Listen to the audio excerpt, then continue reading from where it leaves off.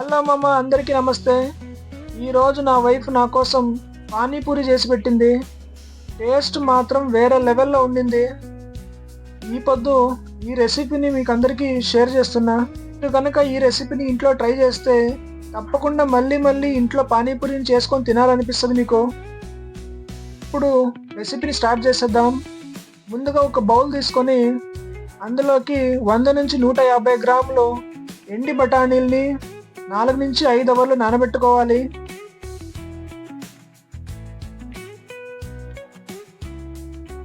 తరువాత ఒక బౌల్లో 1.5 కప్పు బాంబే రవ్వని వేసుకోవాలి.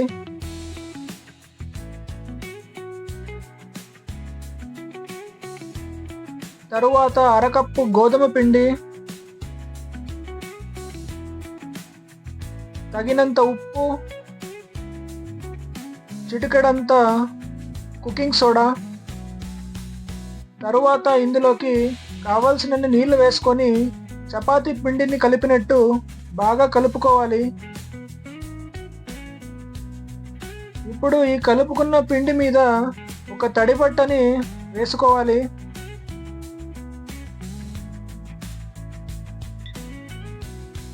ఈ తడి బట్టని ఎందుకు వేస్తున్నానంటే చపాతీ పిండి డ్రైగా కాకుండా చాలా సాఫ్ట్గా ఉంటుంది. నెక్స్ట్ మనము పూరీలోకి స్టఫ్ని రెడీ చేసుకుందాము. దానికోసము 3 ఉర్లగడ్డలు తీసుకొని పొట్టుని వలసేసుకొని నీట్గా కడుక్కొని ఒక కుక్కర్లోకి వేసుకోవాలి.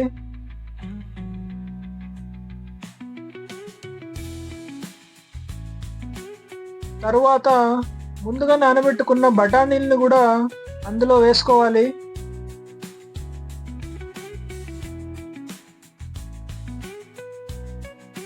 తరువాత కుక్కర్ మూతని వేసేసుకొని పొయ్యి మీద పెట్టేసుకొని 4 నుంచి 5 విజిల్స్ వేసుకోవాలి. తరువాత పానీలోకి కావలసిన చింతపండు రసాన్ని రెడీ చేసుకోవాలి. ఒక బౌల్ తీసుకొని అందులోకి చింతపండుని వేసుకొని నీళ్లు పోసుకొని నానబెట్టుకోవాలి. తర్వాత ఒక మిక్సీ జార్ తీసుకొని అందులోకి 8 నుంచి 10 పచ్చిమిరపకాయలు, 1 కప్పు కొత్తిమీర, అరకప్పు పుదీనా, తరువాత 2 ఇంచీలు అల్లమును వేసుకొని బాగా గ్రైండ్ చేసుకొని పక్కన పెట్టేసుకోవాలి. ఇప్పుడు ఉడకబెట్టుకున్న ఉర్లగడ్డలు మరియు బఠానీల్లో నుంచి వాటర్ని సపరేట్ చేసుకోవాలి. ఇప్పుడు ఈ సపరేట్ చేసుకున్న వాటర్తోనే మనము పానీని తయారు చేసేది. ఇప్పుడు బాగా గ్రైండ్ చేసుకున్న పుదీనా కొత్తిమీర పేస్ట్లో నుంచి రసాన్ని సపరేట్ చేసుకోవాలి.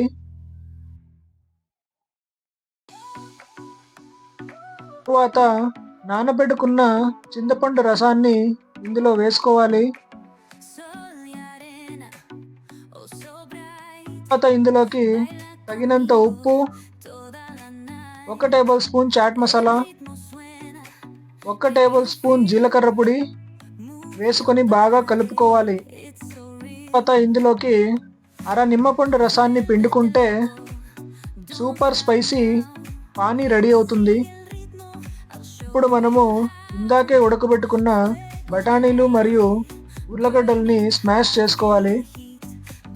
తరువాత ఇందులోకి కావలసిన 2 మీడియం సైజ్ ఎర్రగడ్డల్ని కట్ చేసుకోవాలి.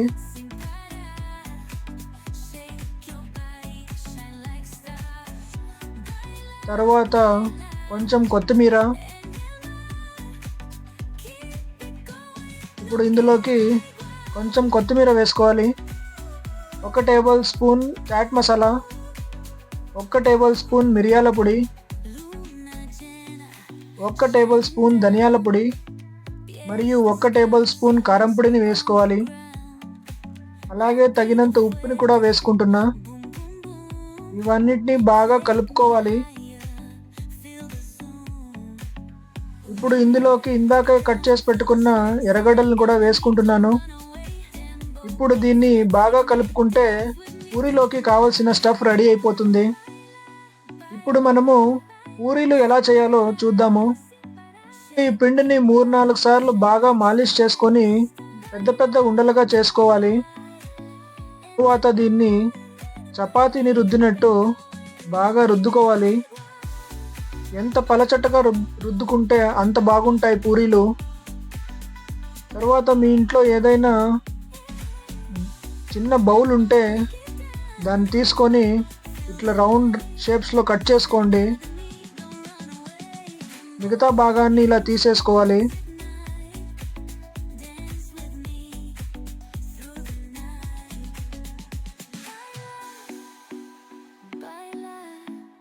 తర్వాత ఒక కడాయిలో ఆయిల్ పోసుకొని ఆయిల్ బాగా వేడెక్కిన తర్వాత రుద్ది పెట్టుకున్న పూరీల్ని ఇందులో వేసుకోవాలి. చూస్తున్నారు కదా ఎలా ఫ్రై అవుతున్నాయో.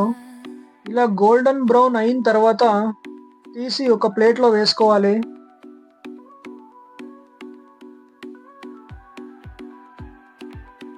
మీరు చూడొచ్చు పూరీలు ఎంత క్రిస్పీగా ఉన్నాయో. సో ఇప్పుడు పూరీల్లోకి మనము స్టఫింగ్ చేసుకొని అందులోకి పానీ వేసుకొని తింటుంటే టేస్ట్ మాత్రం వేరే లెవెల్ ఉంది.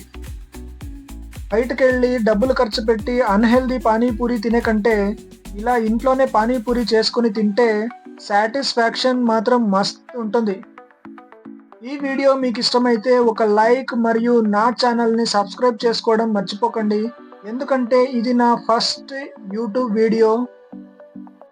మీరు నా వీడియోస్కి బాగా సపోర్ట్ చేస్తే ఇలాంటి మరిన్ని ఇంట్రెస్టింగ్ రెసిపీస్తో మీ ముందుకు వస్తాను. Until then take care, bye bye.